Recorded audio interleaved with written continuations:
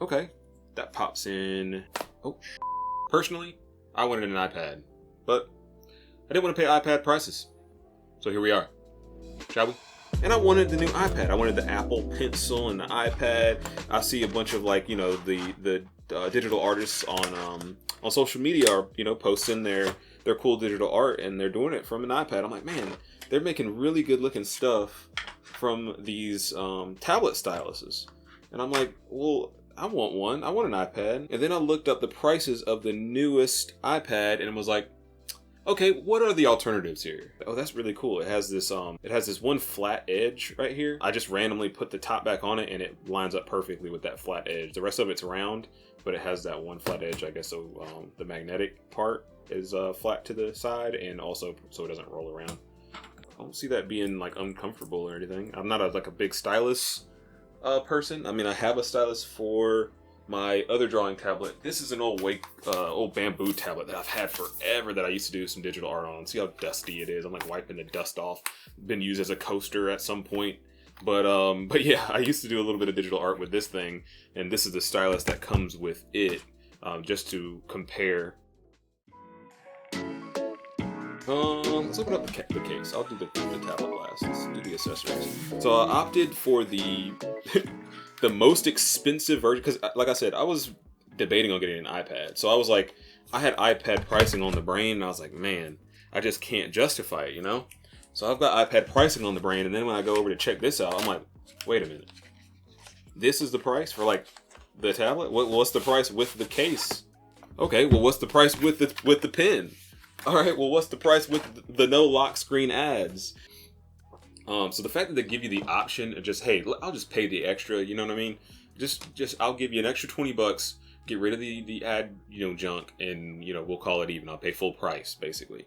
And I was like, okay, well, I'll just pay full price and get no ads.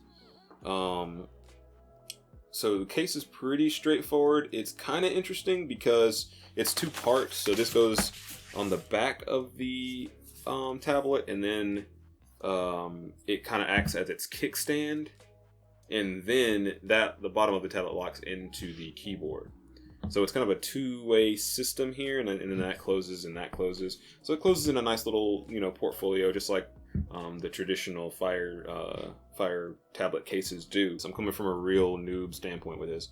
I mean, I have my keyboards and mechanical keyboards and stuff, but I don't know how these, like, what a good tablet keyboard feels like. I wouldn't know one if I felt it. But I mean, just kind of given my general observations on it, the keys are pretty firm. Like, they've got a little bit of resistance there. Yeah, I can definitely feel like a squishiness, like the membrane kind of thing or whatever. It's definitely not a, you know, mechanical switch, you know, of course, with it being this thin. But yeah, you can definitely feel the membrane, but it's got some resistance. It's not like the completely mushy keyboards you feel sometimes. I was gonna do some maybe do some newsletters from here, write some emails. Like I want this to be my YouTube companion. Trackpad, gotta click there, no clicks. Okay, click in the center, click on the sides. It's got some resistance to it. But yeah, that's as much as I can say about a keyboard. And to the main event. Let's see here. On the back they've got, of course, they're advertising Rings of Power. Watch, work, play, create. You know, I plan on, doing all these things. I plan on definitely creating. Maybe play some games on it. Let's see how, you know, some retro games run on it. At my 9 to 5, I'm in a Linux terminal all day, but hey, I might use it for work.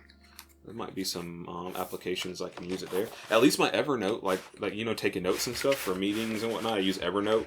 This is going to be my nice little Evernote station. Let's open this up.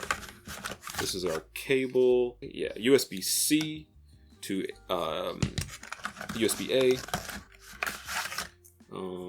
Our little manual here. Does come with a little SIM removal tool. Oh, stylus pen. How does that attach? There's a power brick. Got a little ahead of myself there.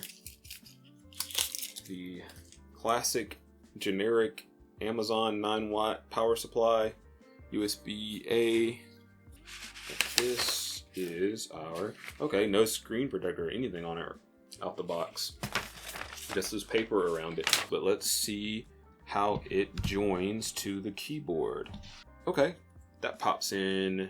Oh, not drop it. Let's not drop it. Let's not drop it. There it is. Okay, now it's snapped into place.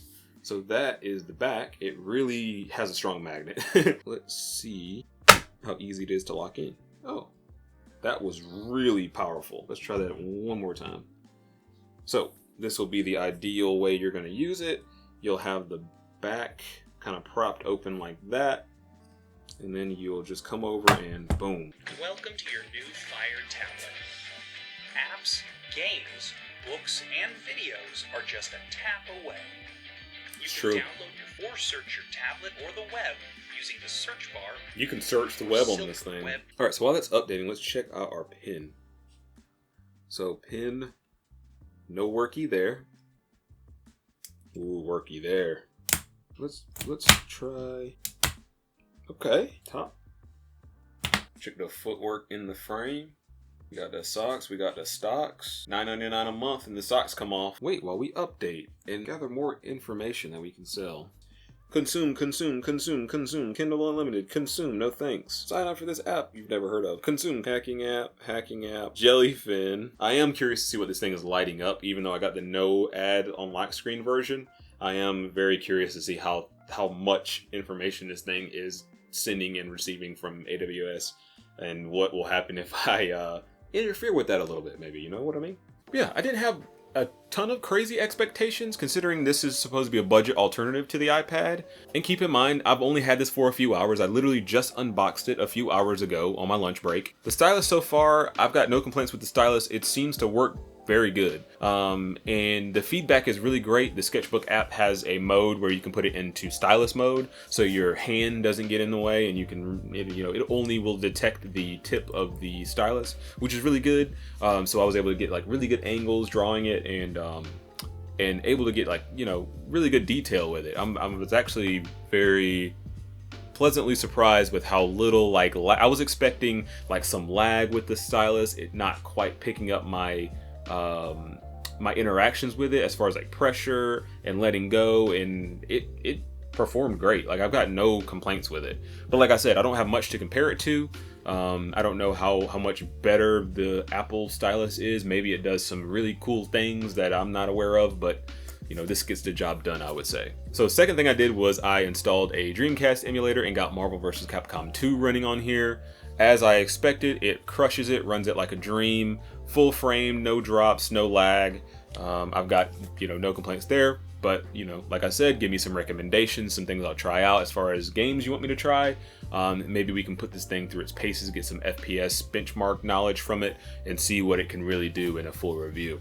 But while you wait for that review and the next video on this guy, go ahead and check this video out. I actually took a new single board computer called the Orange Pi 5 and installed Android on it and got some games running on it actually. Very similar process to what you would do to get your Fire Max 11 running some emulation as well. So check that out if you are thinking about getting a Fire 11, and in the meantime, leave me a comment if you want me to try something else out. Until then, peace.